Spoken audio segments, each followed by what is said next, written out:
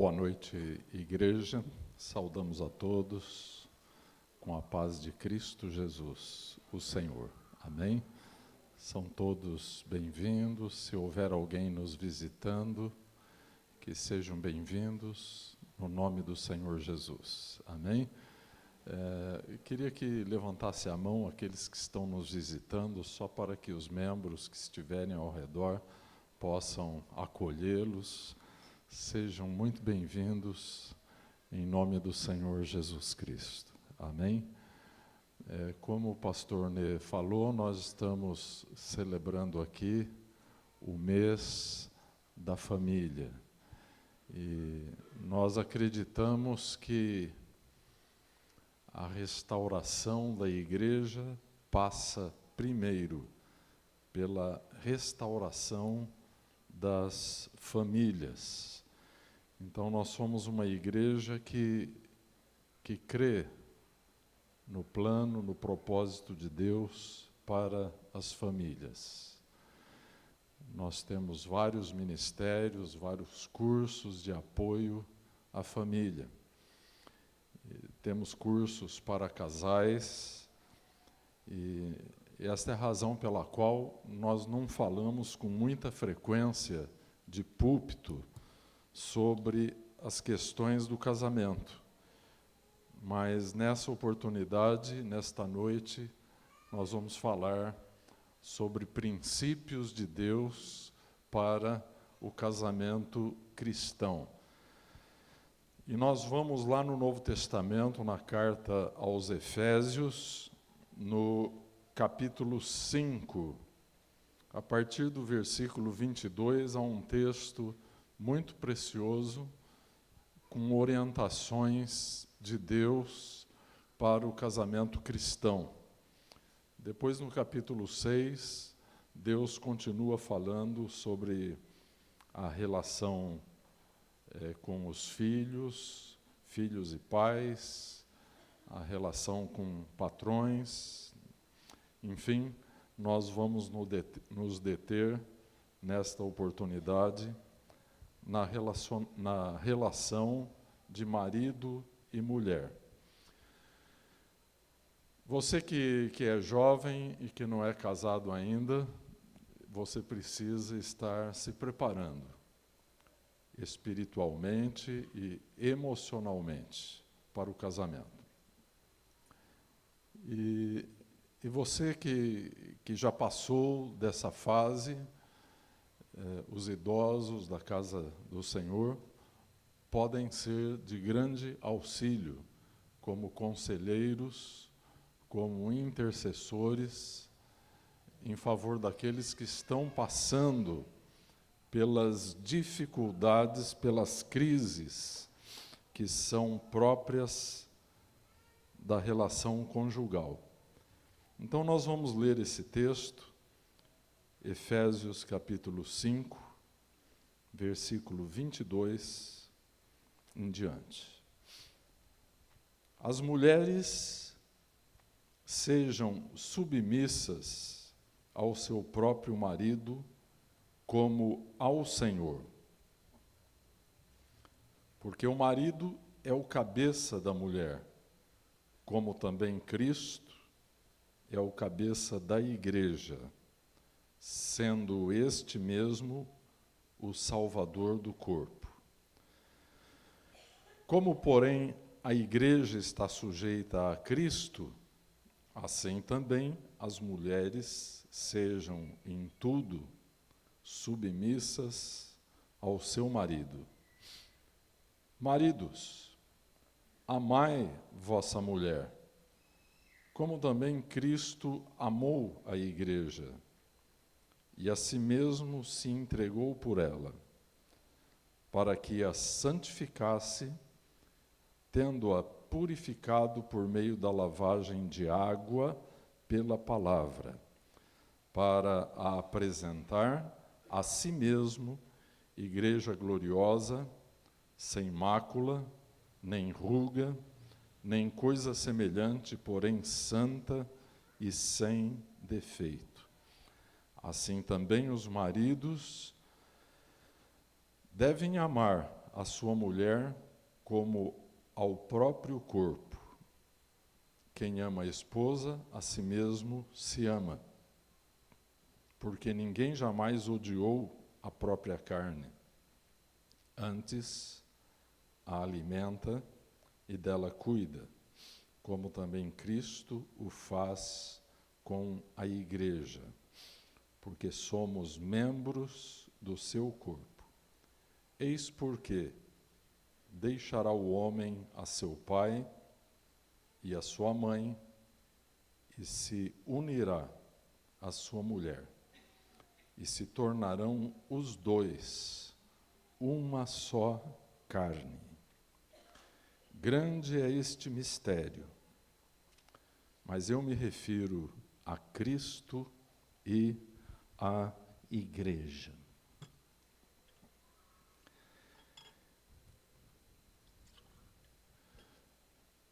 Senhor Deus, eis a tua palavra,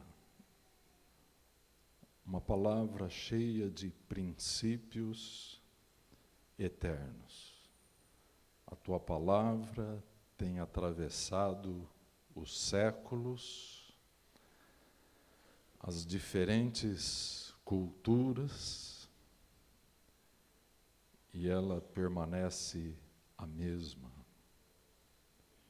cheia da tua graça, cheia da tua verdade. A tua palavra, Senhor, é Cristo sendo revelado a nós. Deus eterno, ajuda-nos a darmos ouvido ao teu Espírito Santo, através da tua palavra, Senhor. Concede-nos a graça de permanecermos contigo e a tua palavra permanecer em nós. Humildemente te pedimos que abençoes a ministração desta hora. Que a tua palavra não seja um livro selado e que nós não sejamos incapazes de te ouvir. Senhor, ilumina o nosso entendimento agora, por obra de teu Espírito Santo, a fim de que os princípios da tua palavra se tornem vivos em nossa vida. Senhor, abençoa as famílias que aqui estão representadas. E, em especial, Senhor, abençoa os casais, trata-os em tuas mãos, como o oleiro trabalha o barro. E faz dos casais vasos para a tua glória e para a tua honra. É o que nós te pedimos em nome do Senhor Jesus Cristo. Amém. Bem, igreja, o texto que lemos, aparentemente, é uma palavra, um ensino que nada tem a ver com a situação dos nossos dias. A impressão que dá, à primeira vista, é que é um texto anacrônico, que está fora do contexto dos nossos dias. Porém, nós aqui cremos que a palavra de Deus não é nem antiga nem moderna. A palavra de Deus é eterna. Ela contém princípios que são válidos em todas as épocas e em todas as diferentes culturas. E esse texto aqui, em especial de Efésios 5, ele termina no versículo 32 ali, com uma chave espiritual para entendermos todo o texto. Quando o apóstolo diz assim, e ele vem falando dos deveres conjugais do homem para com a sua esposa e da esposa para com o seu marido. E, findando esta exposição, Paulo diz assim, inesperadamente, ele introduz a seguinte ideia. Ele diz, grande é este mistério. Portanto, nós estamos diante de um mistério. A relação do homem e a mulher nessa instituição criada por Deus, que nós chamamos de casamento, é em si um mistério, é uma figura de algo muito mais sublime. E o apóstolo então se refere, mas eu me refiro a Cristo e à igreja. E desta forma, assim como o diabo está em guerra contra a igreja, ele está igualmente em guerra contra as famílias. E a Bíblia toda tem numerosas promessas para nós e para os nossos filhos. Deus quer ser adorado muito mais do que neste lugar que é dedicado ao culto. Deus quer ser adorado nos lares, na intimidade das famílias. Então, Deus planejou que o Espírito Santo trabalharia no âmbito familiar. E é o que Deus está fazendo em cada família. Amém? Se nós falharmos no contexto familiar, como nós ministramos há alguns domingos passados, nós podemos estar destruindo a próxima geração. Então, Deus tem uma visão intergeracional. Ele é Deus de geração em geração. Então, dá para saber por que Satanás está atacando tanto as famílias, especialmente a geração dos filhos. Nós estamos pensando no domingo que vem, entregarmos para a igreja uma palavra sobre filhos, sobre a relação dos pais com os filhos. Nós não sabemos muito bem como vai ser a nossa vida após a morte, embora a palavra de Deus abra de vez em quando a cortina para nós vermos um pouquinho do que poderemos desfrutar na eternidade. Mas o apóstolo Paulo diz que nem olhos viram, nem ouvidos ouviram, e nem subiu ao coração do homem. Isto quer dizer, nem imaginamos o que Deus tem preparado para o seu povo. Mas nós podemos afirmar que uma família feliz é uma expressão terrena daquilo que nós vamos encontrar no céu. E nós temos este livro, a Bíblia Sagrada, que é um guia seguro para termos um casamento cristão, para termos uma família cristã. E hoje nós vamos falar sobre alguns princípios que regem o casamento cristão. Amém? É claro que quando nós estamos no período que antecede o casamento, nós temos uma série de expectativas a respeito do casamento.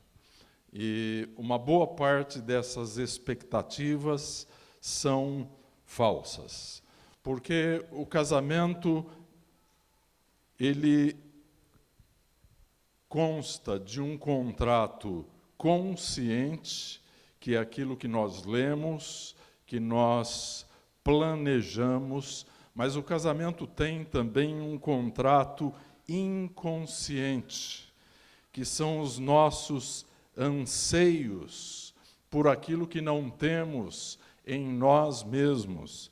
É aquele secreto desejo pelo complemento.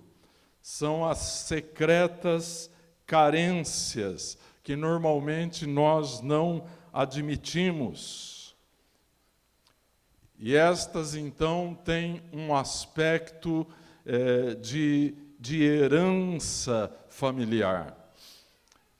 Eu aqui na igreja, quando começo a trabalhar com um casal, preparando-os para o matrimônio, uma das primeiras coisas que eu procuro saber é sobre a herança familiar, porque tudo isso nós levamos para dentro do casamento.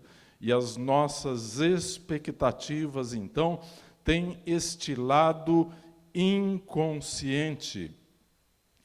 Nós desejamos, então, que o casamento possa nos suprir de coisas que intimamente nós desejamos. E uma coisa que nós aprendemos sobre o casamento é que o casamento não supre as necessidades que nós gostaríamos que ele suprisse. É por isso que o casamento, ele apresenta tantos momentos de crise. E em qualquer igreja, um bom tempo dos pastores é tomado aconselhando casais, acudindo casais, não é? Então, quando entramos na crise, porque o casamento não está nos suprindo de todas as necessidades que intimamente nós já tínhamos quando casamos, então, quando quebra-se o encanto do casamento, tudo o que sobra é o caráter.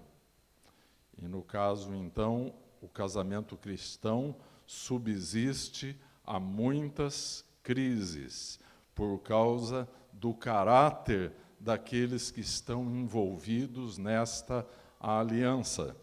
E então, quando as crises surgem, nós temos dois caminhos. O primeiro é fugir. O segundo é enfrentar as crises e crescer emocionalmente, crescer espiritualmente com as crises. Como diz um ditado irlandês, o amor é cego, mas o casamento devolve a visão. Quando Davi esteve na Europa, ele me trouxe um livrinho de provérbios irlandeses. E os irlandeses são muito espirituosos nos seus provérbios. E esse é uma grande verdade prática. Logo nos primeiros meses, o casamento devolve toda a visão que havíamos perdido no namoro e no noivado.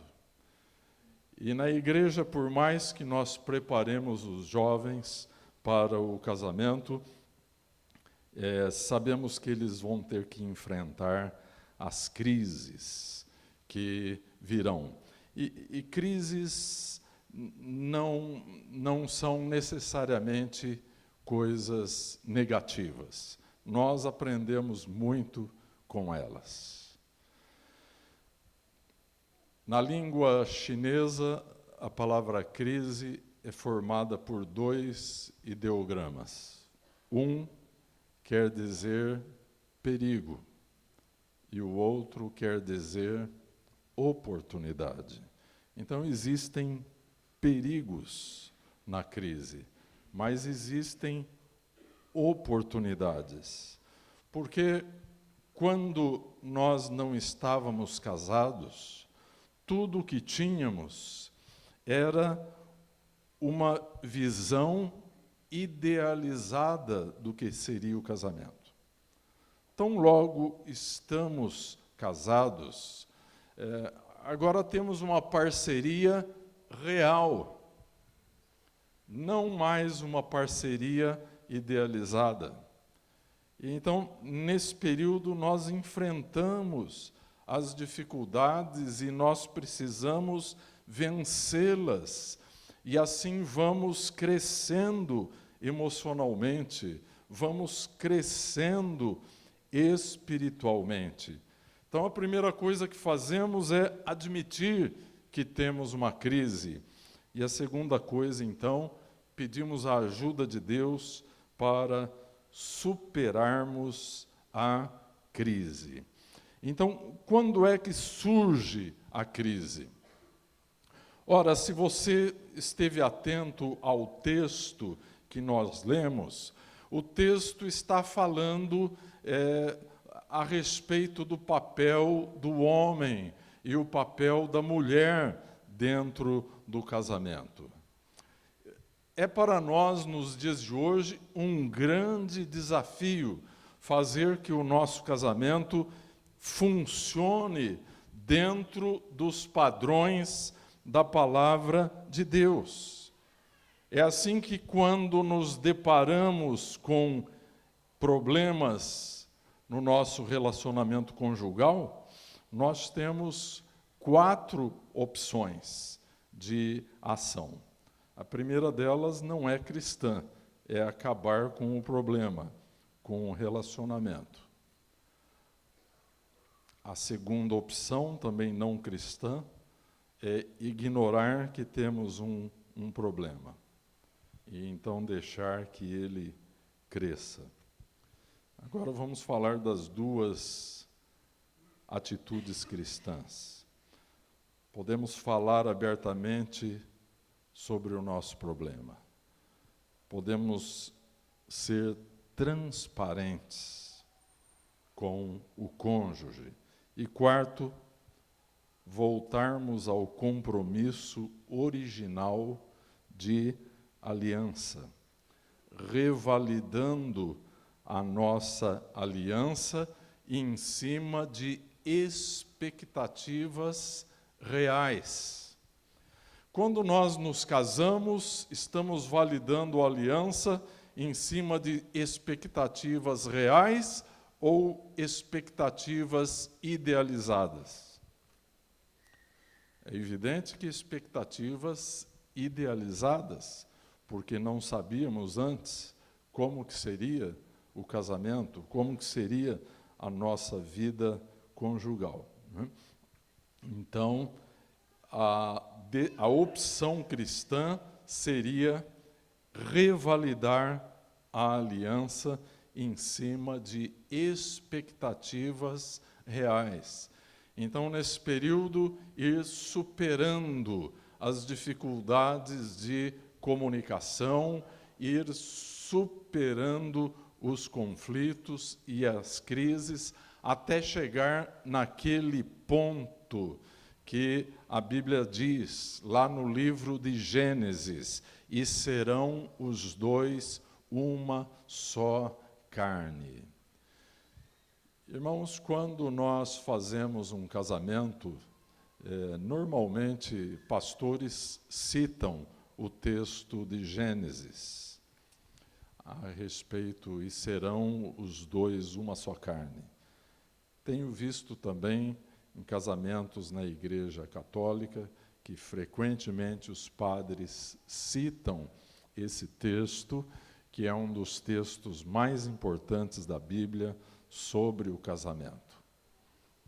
Porém, tornar-se uma só carne não é um ato de magia. A liturgia do casamento, as palavras que serão lidas e serão ditas no casamento, não produzem uma só carne. Isso é o produto de anos de relacionamento, de superação de crises, anos de obediência à palavra de Deus e ao Espírito Santo. Amém? Anos de arrependimento. E isso, então, vai produzir um casamento que nós podemos chamar de casamento cristão. No nosso aconselhamento conjugal aqui, nosso trabalho com os jovens que vão para o casamento, eu costumo abordar 10 princípios. E vamos, então, dando um treinamento para os casais nesses 10 princípios, que, uma vez observados, vão criar o perfil de um casamento cristão. E nós vamos, então, resumidamente, falar sobre todos eles aqui nesta noite, tá? Então, para os jovens com quem estou trabalhando no aconselhamento pré-matrimonial, vai ser uma revisão. Então, primeiro princípio que nós devemos trabalhar é corrigir os erros que nós cometemos durante o namoro. Todo casal tem um período de namoro. E hoje em dia, o namoro normalmente é promíscuo. As pessoas se conhecem e poucas semanas depois já estão tendo relações sexuais. Então, se você quer ter um casamento feliz, um casamento cristão, corrija os problemas que vêm lá do seu namoro. Se houve alguma violação das leis divinas, há um só meio de reparar esse problema.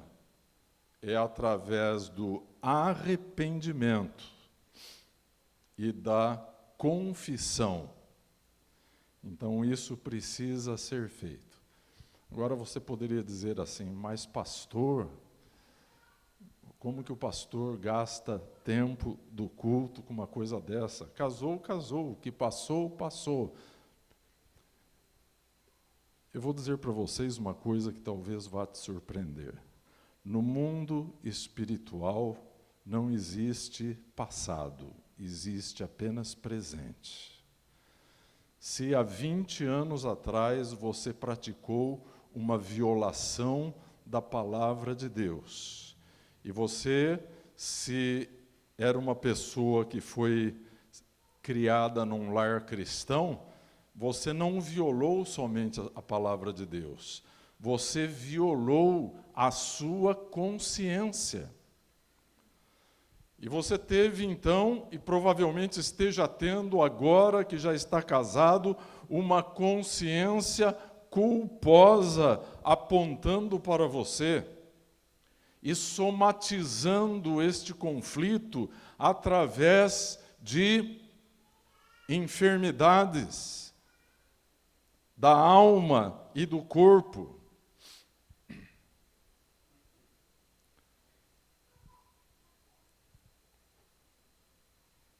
Então, o problema tem que ser corrigido diante de Deus. Eu já acompanhei vários casais que tivemos que voltar com eles lá no namoro para fazer o acerto, o arrependimento, a confissão, para que pudéssemos tirar uma pedra enorme do caminho do casal. Muito bem. Então, corrija qualquer erro cometido durante o namoro. Podemos seguir em frente. Princípio número 2.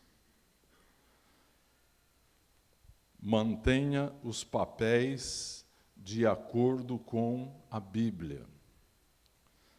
Aqui em Efésios capítulo 5, Deus está delimitando claramente o que é o papel da mulher, o que é o papel do homem dentro do casamento. Então,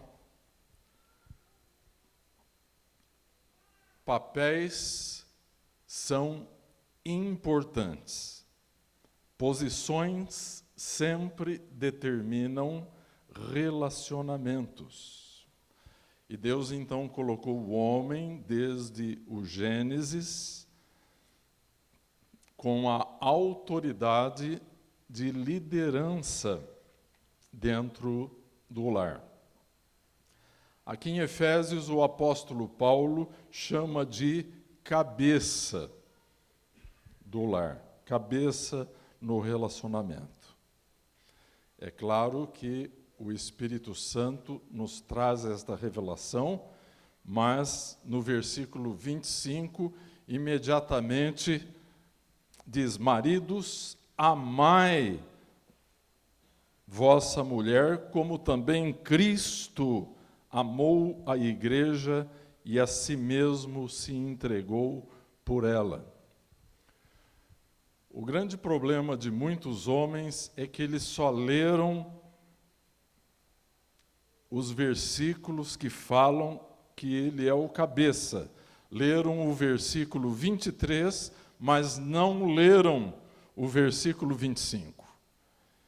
Irmãos, o problema de muitos cristãos é que só leem na Bíblia os versículos que lhe convêm.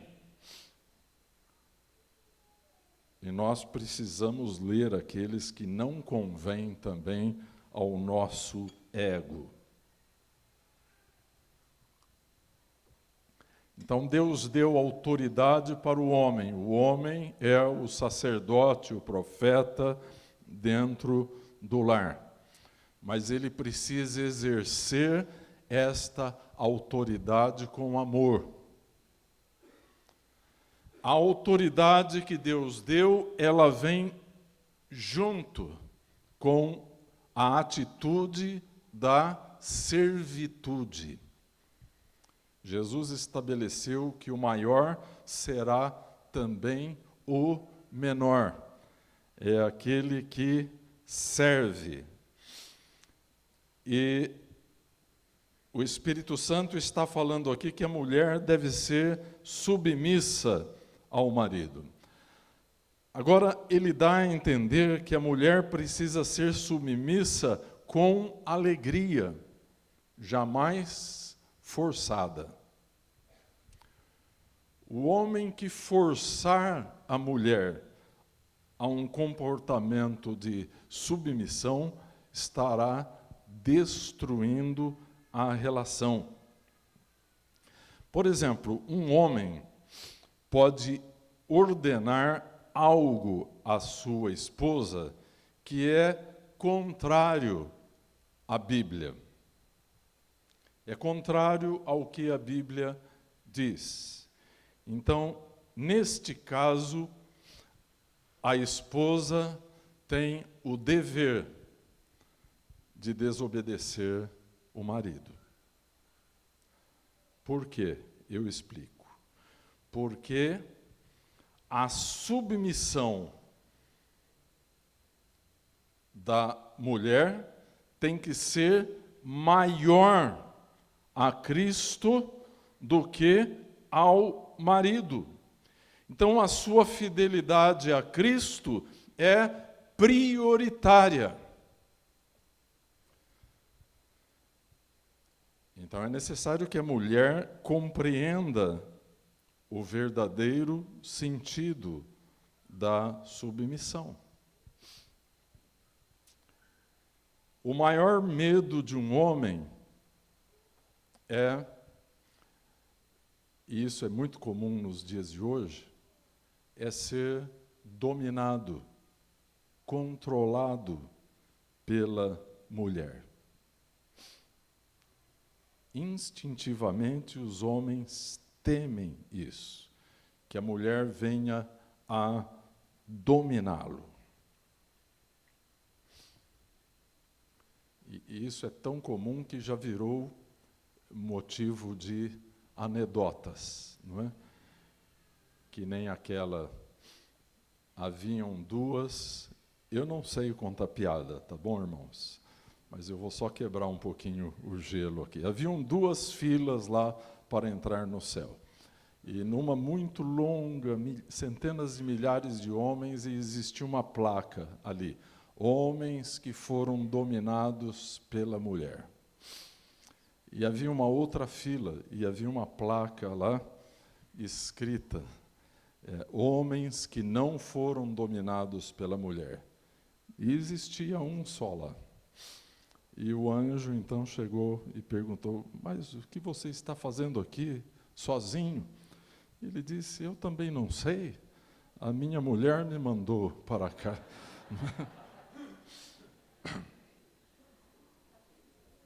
Ainda bem que vocês riram, não é? Mas então, esse é o grande temor dos homens. Eles nunca vão chegar para a esposa e vão falar isso. E eu estou, então, dedurando a todos nós aqui nesta noite. E o maior medo da mulher, qual seria, hein, irmãs? O maior medo da mulher, que gera muita insegurança, é que ela venha a ser tratada como um objeto e não como uma pessoa. No ano passado nós estivemos na Jordânia e nos Emirados Árabes. E eu tive uma impressão muito triste das mulheres muçulmanas. E você não precisa ter discernimento espiritual para olhar nos olhos dela e ver uma sombra de tristeza, de vazio, de desesperanças. E qual é o problema daquelas mulheres? Elas, na maior parte das vezes, são tratadas como um objeto. Por causa de problemas culturais e religiosos. Então, a mulher, ela precisa se sentir segura, ela precisa se sentir amada, para que ela possa se submeter ao marido, para que ela coloque a sua missão a serviço da missão de seu marido. Então, a submissão de que a Bíblia trata jamais pode ser uma submissão imposta. Ela é conquistada como fruto do amor, do serviço e da coerência de seu marido. Eu não tenho muito tempo para falar, são 10 itens, então logo vou passar para outro, tá? Cada um desses itens, por si, daria um estudo da palavra de Deus. Passamos, então, ao princípio número 3. Deixe as linhas de comunicação sempre abertas. A palavra de Deus diz para nós não deixarmos o sol se pôr sobre a nossa ira. Isso quer dizer, jamais devemos permitir que um problema passe de um dia para o outro dentro do nosso casamento. Então, a falta de comunicação é a causa de muitas dificuldades no casamento. E talvez uma das maiores dificuldades. É por causa da falta de comunicação que gera-se muitas vezes uma sensação de vazio no coração do cônjuge. Então, o último lugar onde as pessoas deveriam se sentir solitárias seria dentro do lar. Mas, no entanto, a falta de comunicação, a falta de, muitas vezes, das pessoas se comportarem como filhos de Deus, gera um grande vazio e gera um sentimento de solidão, ao invés de que houvesse um sentimento de companheirismo. E eu gosto de uma expressão de um escritor e conselheiro cristão americano chamado Jay Adams, e que ele diz que o casamento cristão é uma aliança de companheirismo. E, no entanto, muitas vezes há um sentimento profundo de vazio e de solidão, porque não há uma comunicação efetiva no casamento. Então, a falta de comunicação, ou quando as linhas de comunicação estão confusas, estão embaralhadas, isto é um sintoma de algo que pode ser mais grave. É um sintoma que está indicando a necessidade de que aquele casamento precisa ser tratado. Então, a necessidade de se trabalhar esta relação. Se o casal for muito orgulhoso e muito preguiçoso, ele não vai encarar o trabalho que dá acertar a comunicação. E a comunicação é o coração do casamento. Como que se pode definir comunicação de uma maneira simples? Podemos dizer que é o processo no qual duas pessoas compartilham verbalmente ou não suas mensagens, de tal modo que elas são aceitas e entendidas. Você prestou atenção no conceito, né?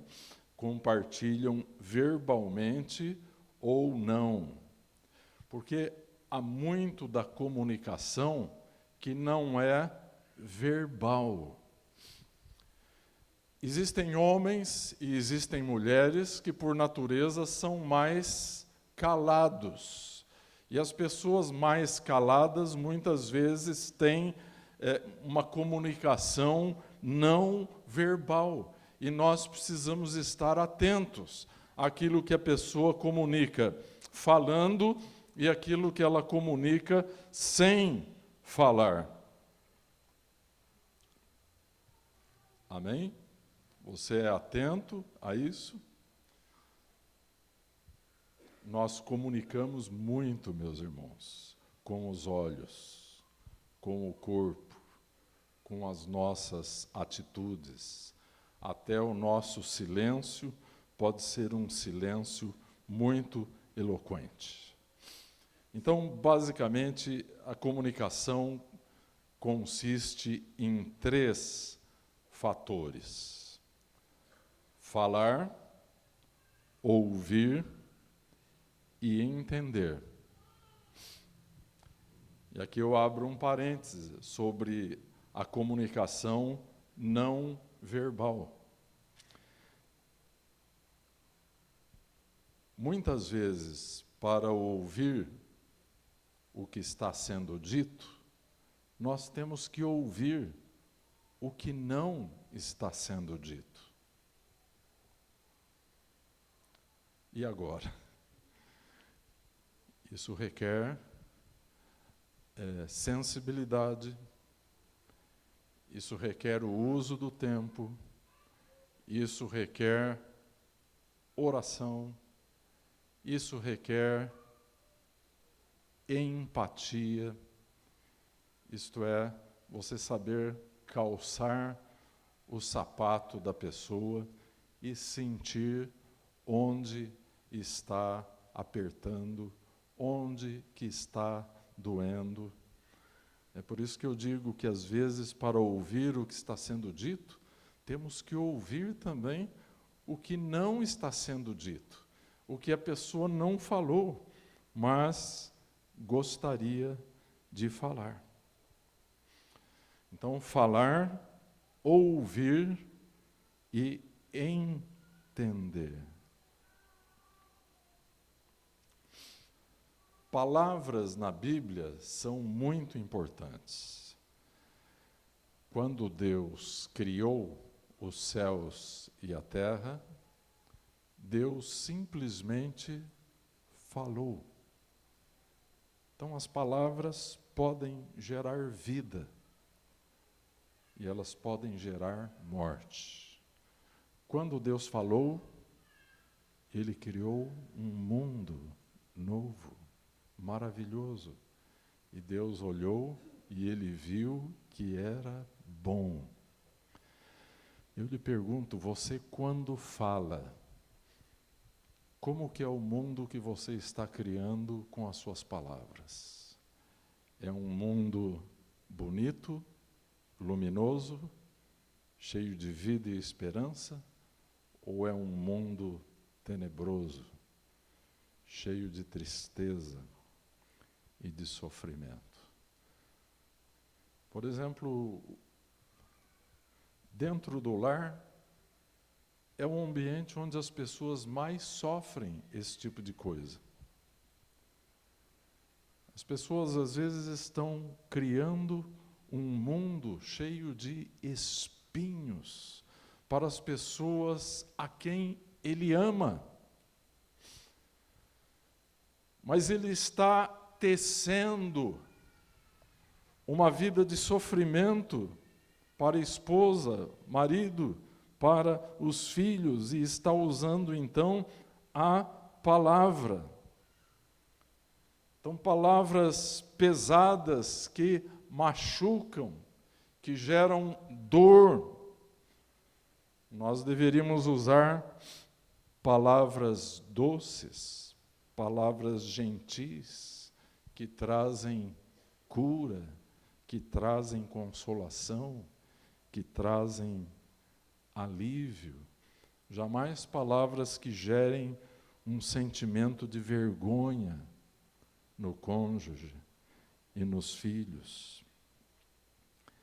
Meus irmãos, é inacreditável como as pessoas tornam-se dispostas para mudar a partir do momento em que elas apenas são compreendidas. Então, o processo de comunicação é fundamental dentro do casamento. Se você pode dizer, eu tenho um casamento cristão, você tem que estar limpando as vias de comunicação diariamente. Amém? Vamos ao quarto princípio. E aí você vai fazendo uma espécie de um checklist do seu casamento. Enquanto você está ouvindo, pense dessa forma: que nota que eu daria para cada item deste que o pastor está falando? No final, você pode chegar a uma conclusão, se você precisa ou não pedir perdão à sua esposa, ao seu marido, a hora que chegar em casa nessa noite. Então vamos ao item 4, porque o nosso tempo está passando. O item 4 é um princípio que diz o seguinte: concentre-se em conhecer as necessidades básicas do cônjuge. Como eu disse, quando nós casamos, nós levamos para o casamento uma série de expectativas que eram expectativas irreais. Então, não sabíamos como que um casamento funcionava. E quando nos casamos, então, a realidade nos dá as boas-vindas.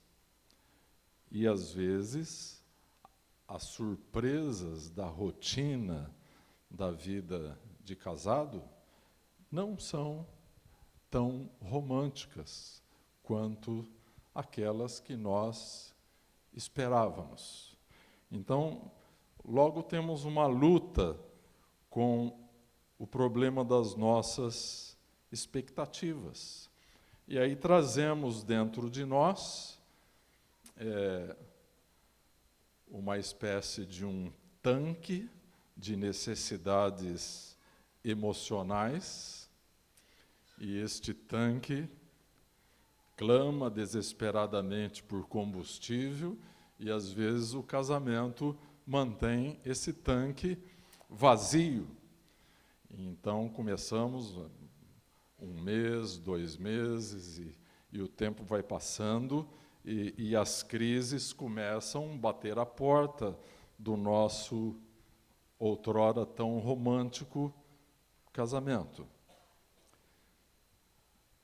Então nós temos necessidades íntimas que precisam ser preenchidas. O casal tem uma mutualidade dessas necessidades e, por exemplo, o homem, ele precisa, note bem que nenhum homem vai chegar para a esposa e vai dizer isso, mas o homem, ele tem a necessidade de significar algo importante para a sua esposa. Por exemplo, um homem que não é respeitado pela sua esposa, ele passa a se sentir insignificante diante da sua esposa. A frustração com relação a este sentimento, cedo ou tarde, vai desencadear agressões, primeiramente verbais. E se não for um casal cristão, essas agressões podem começar a ser físicas. Toda frustração, cedo ou tarde, desencadeia também uma agressão. Então, no fundo, há uma necessidade nesse homem que não está sendo suprida pelo casamento. A palavra de Deus demonstra que as esposas devem respeitar os seus esposos. Nós vemos isso na relação, por exemplo, das esposas dos patriarcas no Antigo Testamento. Era uma relação de respeito. Mas se o homem entende que não significa absolutamente nada para a esposa, então ele vai ter uma enorme brecha emocional em sua vida. Então a esposa deveria se importar em suprir o seu marido. Ela deveria se importar e então liberar palavras de confirmação, palavras de encorajamento para a vida dele. E assim ela estaria afirmando a importância daquele homem que Deus lhe deu como líder espiritual no lar. Por outro lado, a mulher tem outro tipo de necessidade básica. A mulher, ela tem uma necessidade profunda de se sentir segura dentro do casamento. E eu não sei como que a mulher poderá se sentir segura se ela não se sentir amada, aceita. Se o marido não tem nenhuma expressão de cuidado para com a sua esposa, nenhuma sensibilidade com relação às necessidades mais íntimas dela. E a maior parte das vezes os homens não entendem as mulheres. Por exemplo, por que as mulheres choram? Eu muitas vezes me surpreendi orando e buscando a Deus, porque às vezes a Iveta chorava e eu queria saber por quê, não é? E normalmente aquilo estava relacionado com o período de gravidez e depois com o pós-parto e aquela coisa toda, e eu não sabia, eu queria saber por que ela tantas vezes chorava. Se você já fez essa pergunta também, irmão, eu nunca tive uma resposta satisfatória, nem de Deus e nem dela também, não é? Mas eu creio que o marido tem que estar ali do lado para confortar, para enxugar as lágrimas. Ele tem que ser sensível, porque homens e mulheres são diferentes. Psicologicamente, eles são diferentes. Fisicamente, eles são diferentes, biológica e psicologicamente. Então, a mulher tem essa necessidade de se sentir segura. E o homem, sabendo disso, ele tem que fazer uma combinação de duas atitudes que parece que são muito diferentes. Ele tem que ser, ao mesmo tempo, firme e afetuoso. A mulher precisa sentir firmeza em seu marido. Eu sei que talvez algumas mulheres estejam discordando de tudo o que eu estou falando, não é? Mas se você procurar profundamente na essência do seu ser, você vai perceber que você não quer manipular o seu casamento. Você não gostaria de fazer do seu marido um fantoche. Você gostaria de ter um homem na liderança do seu lar. As mulheres que fazem dos seus esposos um fantoche, logo elas se sentem muito frustradas, elas se sentem mal, porque Deus não as criou para fazer isso. A Bíblia diz que a mulher sábia edifica o seu lar, mas a tola destrói o seu lar com as suas próprias mãos. Então, nós precisamos descobrir na Bíblia Sagrada e na nossa vida devocional com Deus, de que maneira nós podemos suprir a vida da nossa esposa, a vida dos maridos, ao invés de sermos agentes manipuladores do casamento. Muitos casais são assim. Eles dão um show de manipulação dentro do casamento. Isso destrói as bases cristãs do casamento. Nós temos que atender às necessidades do cônjuge. O cônjuge, então, tem que ser uma pessoa suficientemente importante para nós e que desejemos fazê-la feliz.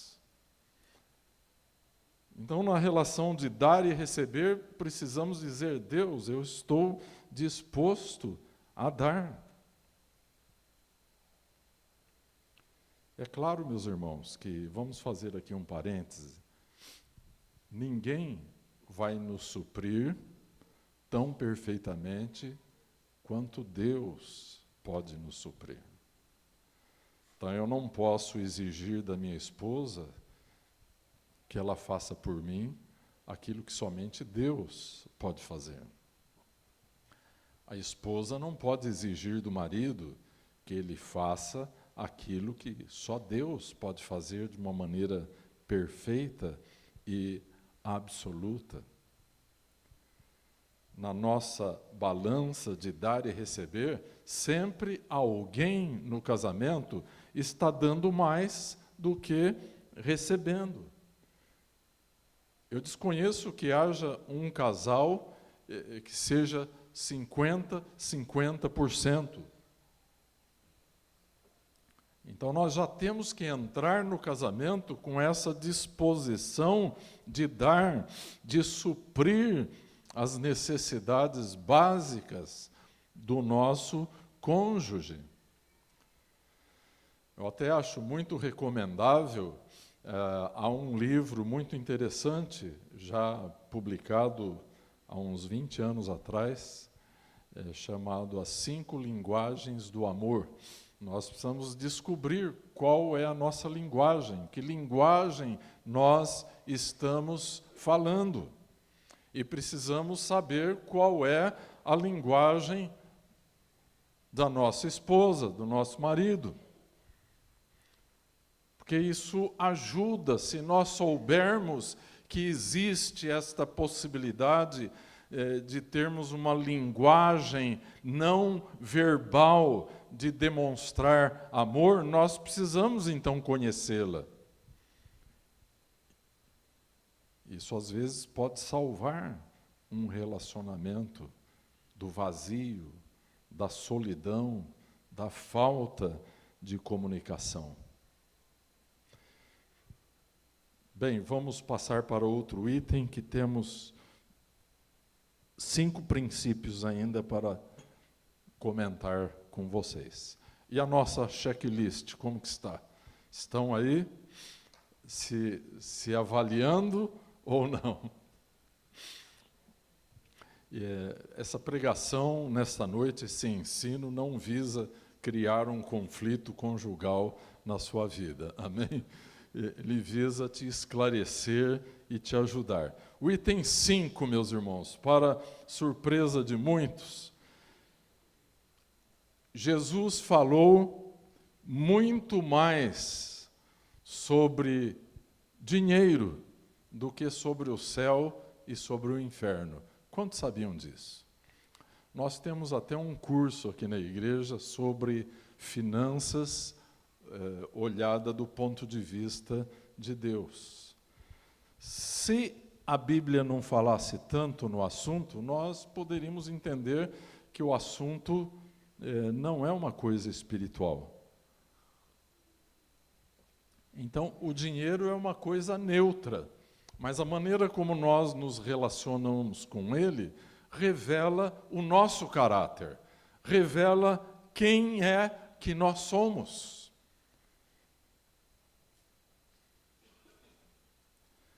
Então, o 5º princípio para um casamento cristão é: viva dentro do seu orçamento. Isto quer dizer, não gaste mais do que você ganha. Então, quando o casal não tem nenhum orçamento para guiar os seus gastos, o que ele pode e o que não pode gastar, a consequência disso são dificuldades financeiras. Quantos aqui sabem que muitos casais acabam por causa de dificuldades financeiras? Por falta de habilidade em controlar o orçamento. Então, foi feita uma pesquisa nos Estados Unidos, né? Os americanos gostam muito de estatísticas, e estavam pesquisando sobre os fatores da ruína das famílias. E um dos fatores importantes que eles acharam na pesquisa foi o uso inadequado do crédito.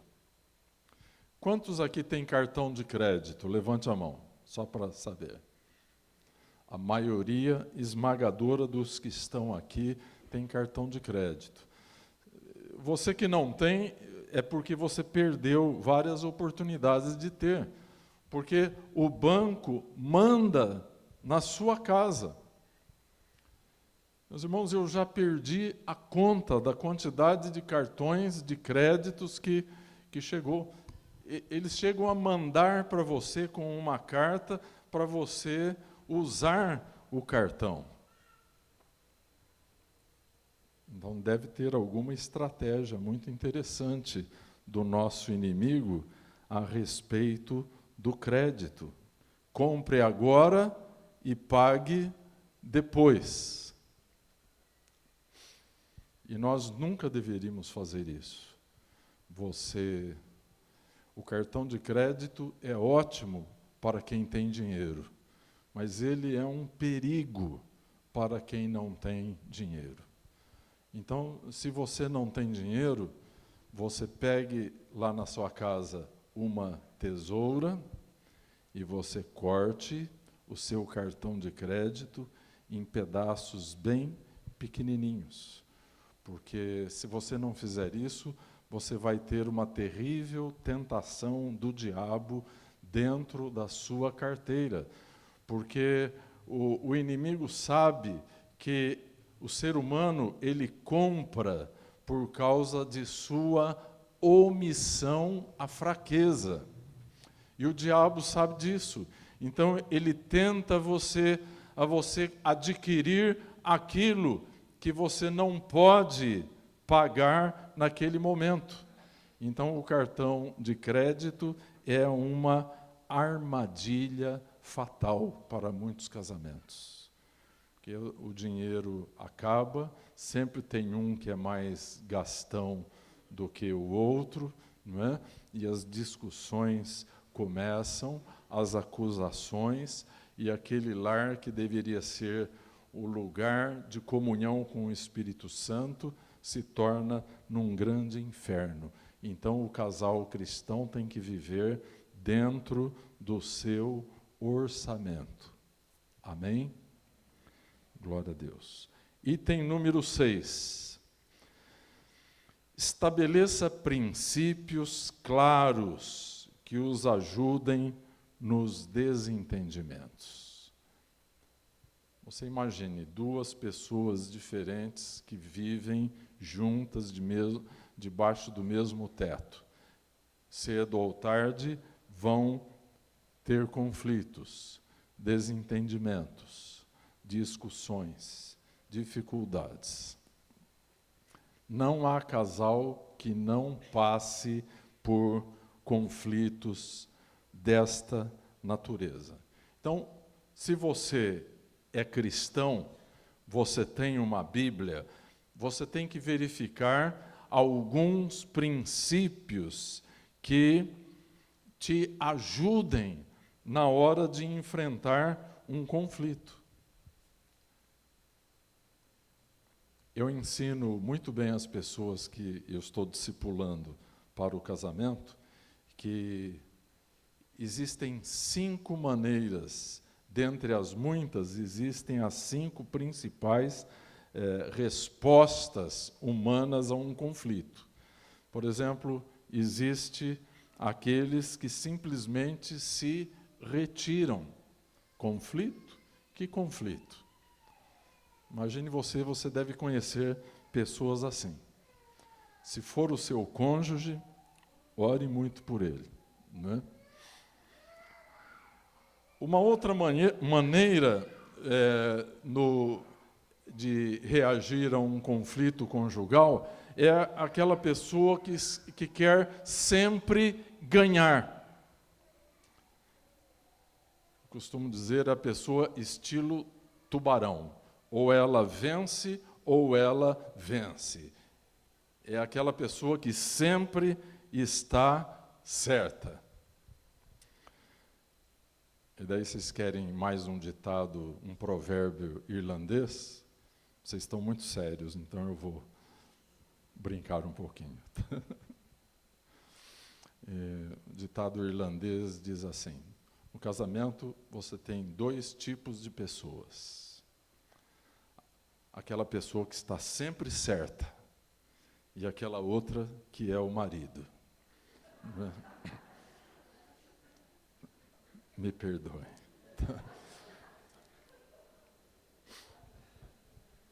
Mas então, há pessoas que têm um estilo de tubarão. A pessoa quer sempre estar certa. Ela sempre tem razão. É um estilo que certas pessoas têm. Tem outras pessoas que sempre se rendem. A gente costuma dizer, compara com um ursinho. É o estilo ursinho. Aquela ursinho bonzinho acaba sempre concordando com tudo e depois desenvolve uma úlcera nervosa, desenvolve uma enxaqueca de origem emocional e coisas desse tipo, né? Mas é um estilo.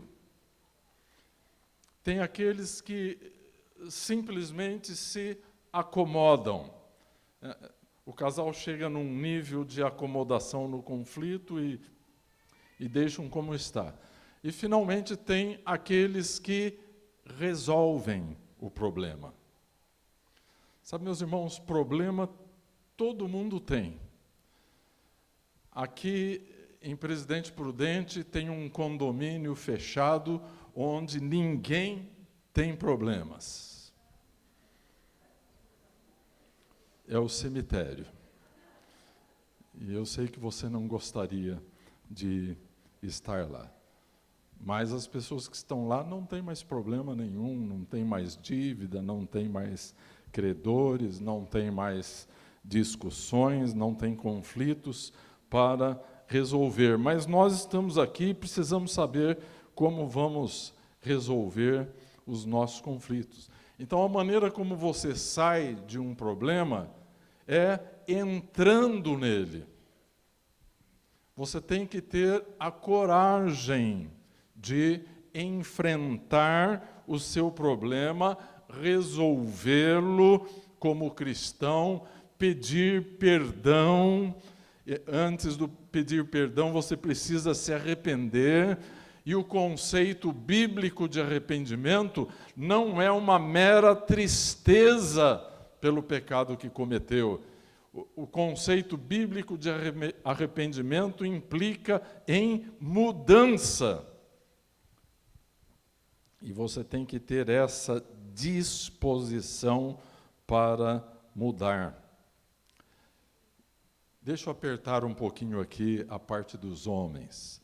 Sendo o homem o líder, é conveniente que o homem abra a negociação e o diálogo para resolver o conflito.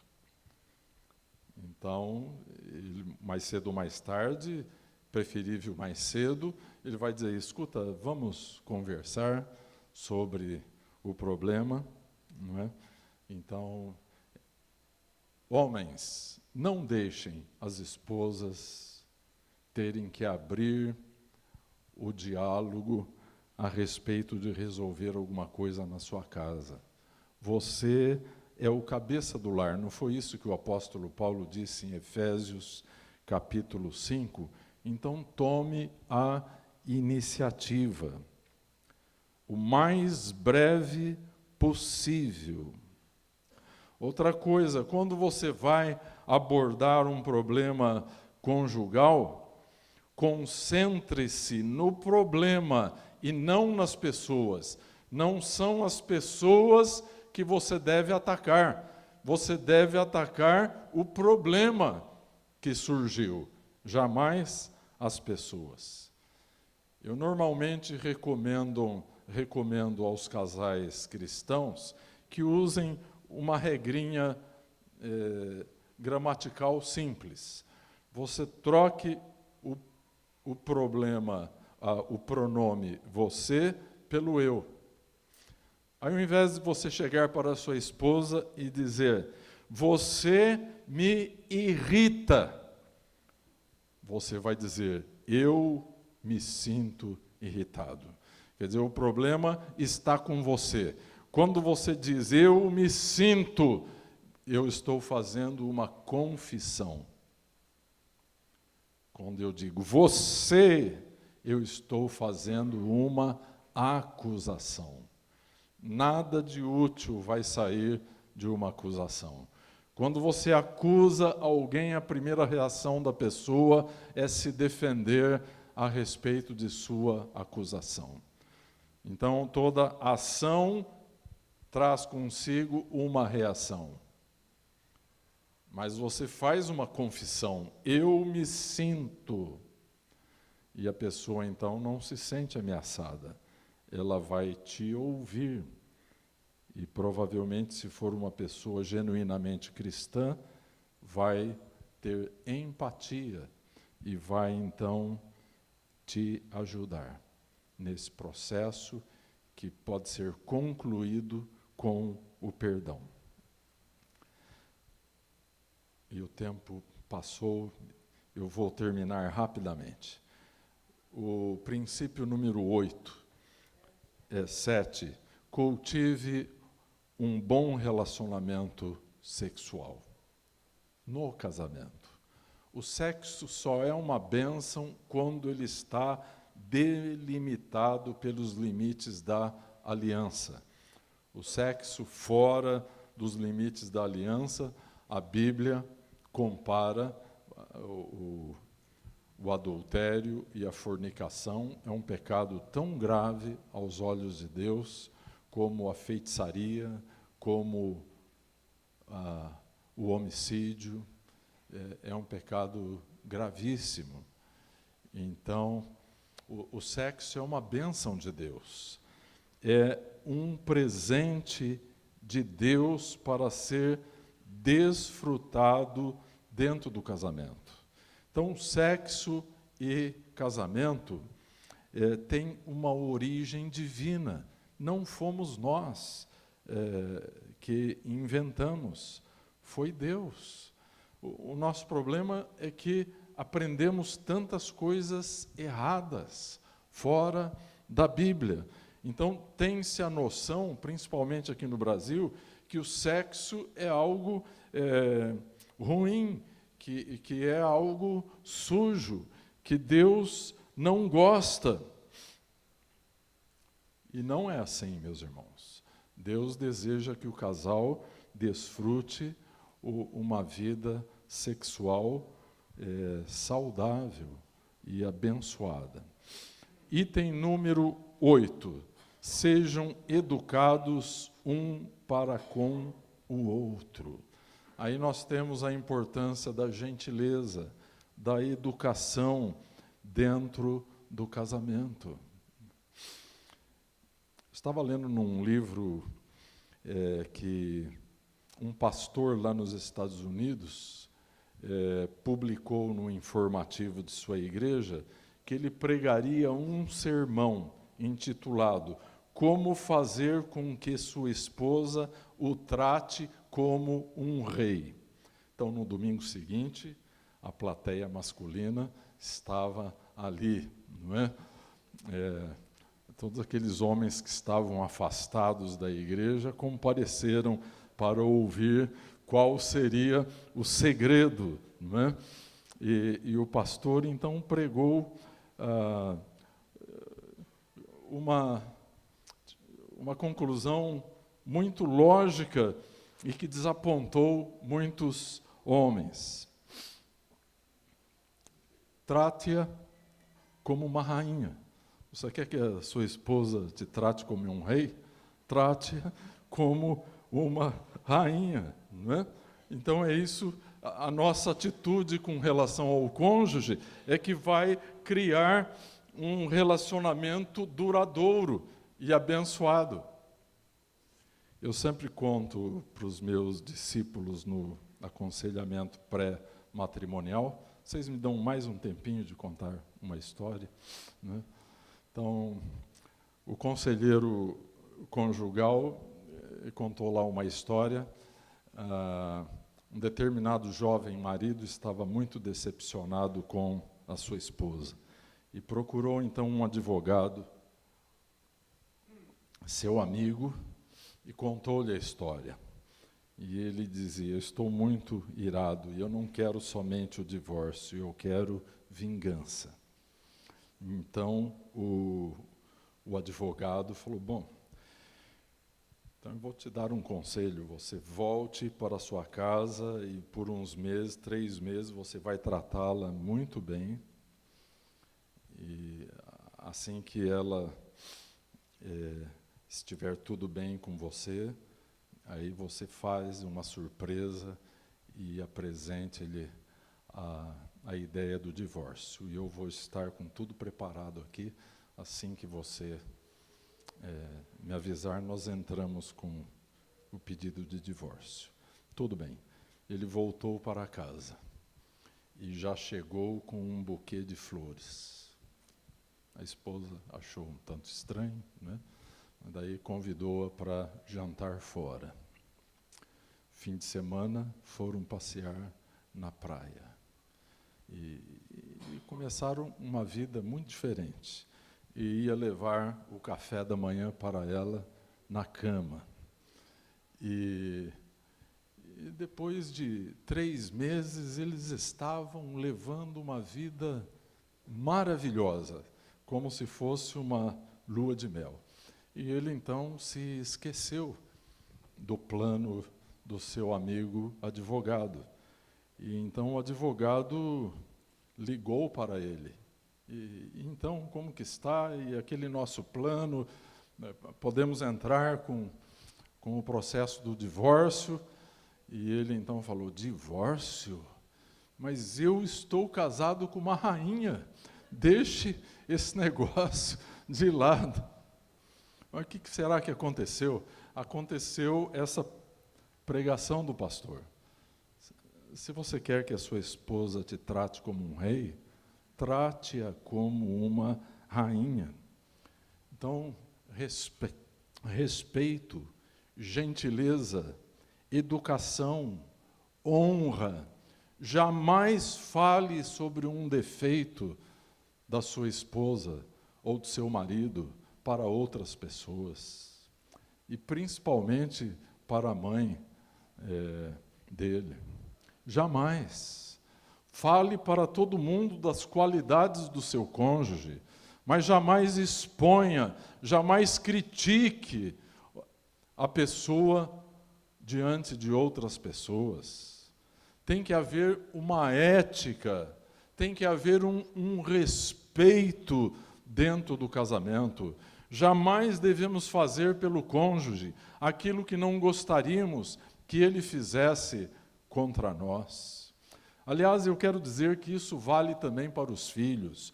Nunca critique um filho na presença de outras pessoas. Jamais na presença dos seus amigos. Quando precisar fazer um elogio, faça na presença de todos.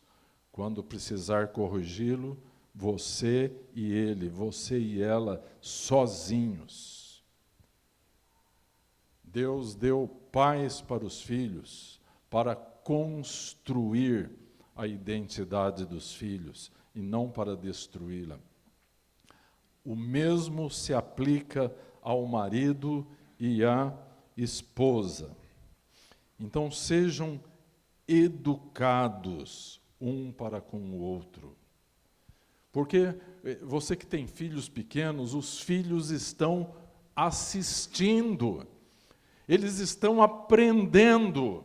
Se você não tem educação dentro do lar, é assim que eles vão se comportar depois. Então, sejam gentis, sejam educados dentro do lar. E o meu tempo acabou, mas eu não acabei a minha lista, né? Vou só mencionar. O item 9 é: procure a maturidade emocional dentro do casamento.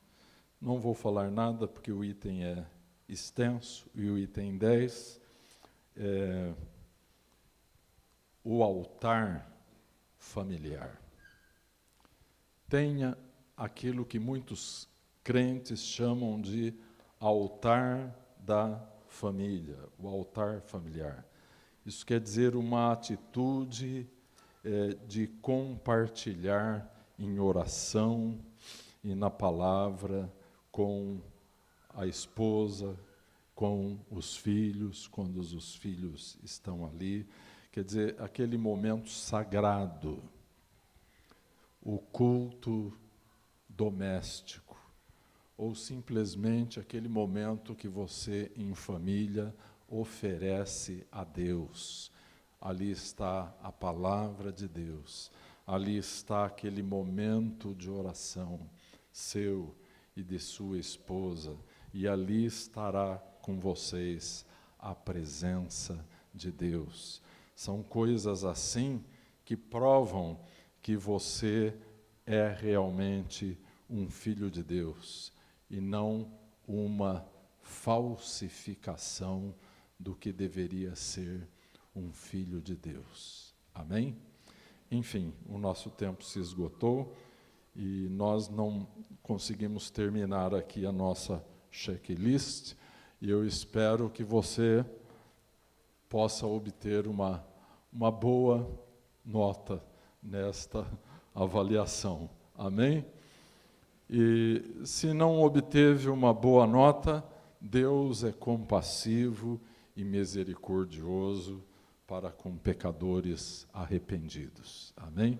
Então, eu vou chamar o Ministério de Louvor aqui, para nós cantarmos de novo aquele cântico sobre a família, mas antes eu quero chamá-los a um momento de oração. Amém? Vamos ficar de pé. Vocês me perdoem por ter me alongado mais do que de costume.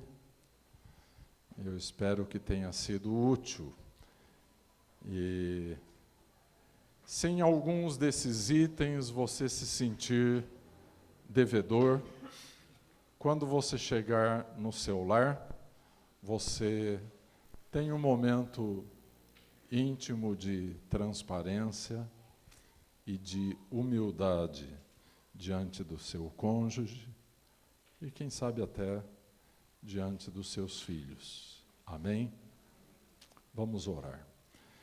Querido Pai, nós te agradecemos, Senhor, porque ao olharmos para a Tua Palavra, como em Efésios 5, vemos aquilo que hoje seria um desafio tão difícil, mas que o Teu Espírito Santo nos ajude nas nossas dificuldades, porque a Tua Palavra é a mesma hoje do que foi há 2 milênios atrás, quando ela foi dada por instrumentalidade de Paulo.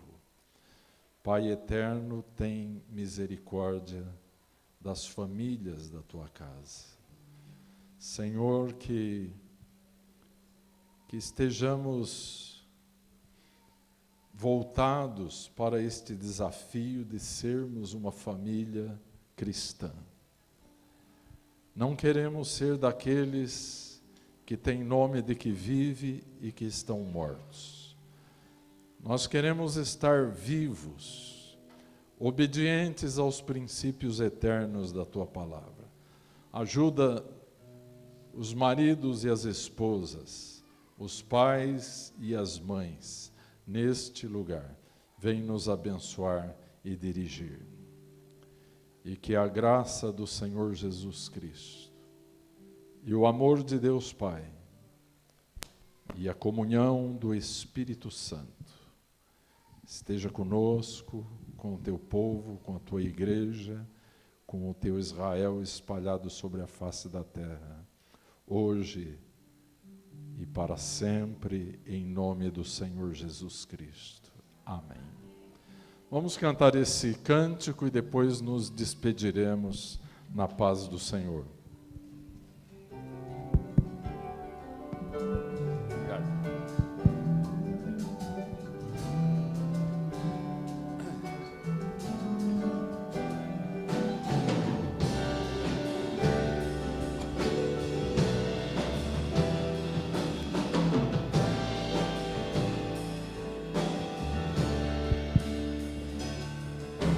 Quero consagrar meu lar a ti, o nosso futuro para te servir, com toda a minha força e entendimento, quero dedicar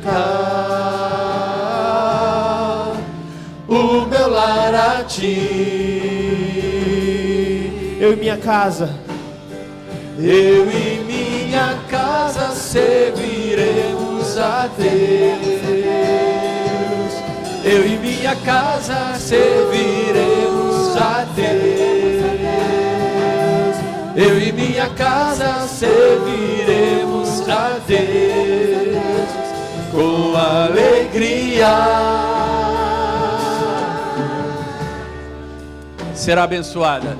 Será abençoada minha descendência, frutificará a tua presença como bom perfume. Meus filhos irão perfumar todas as nações. Eu e minha casa serviremos a Deus. Eu e minha casa serviremos a Deus. Eu e minha casa serviremos a Deus com alegria. Eu e minha casa serviremos a Deus. Eu e minha casa serviremos a Deus. Eu e minha casa serviremos a Deus com alegria. Aleluia. Maravilha, Jesus. Eu e minha casa serviremos a Deus. Muitos escolhem a quem servir, porém nós e a nossa casa serviremos a Deus. Fique com essa mensagem por essa semana no coração, em nome de Jesus. Com o aviso do Serginho. Glória a Deus, irmãos. Não poderia deixar de avisar sobre o nosso irmão Sérgio. Nós oramos por ele, por uma cirurgia do coração, e a cirurgia ainda não ocorreu. Então, provavelmente seja na terça-feira. Vamos permanecer em oração pelo Sérgio. E ele ficou de nos avisar, houve um atraso na cirurgia, mas muito provavelmente na terça-feira ele passe por essa cirurgia. Vamos estar orando por ele, que ele possa ser ministrado por Deus nesta situação. Amém?